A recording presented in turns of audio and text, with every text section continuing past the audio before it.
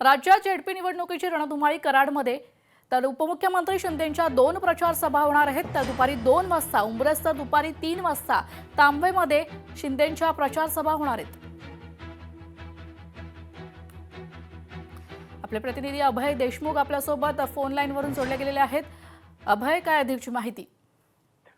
उपमुख्यमंत्री एकनाथ शिंदे यांच्या 2 सभा कराड तालुक्यामध्ये आणि पाटण तालुक्यामध्ये लागलेल्या आहेत.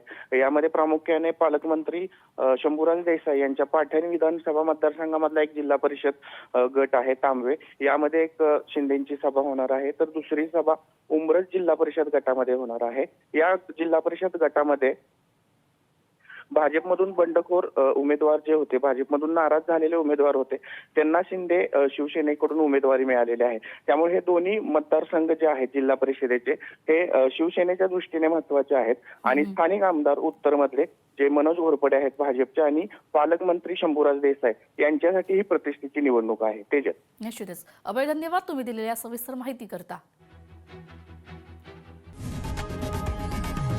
लोकशाही मराठी ऐका, पहा, जागरूक रहा.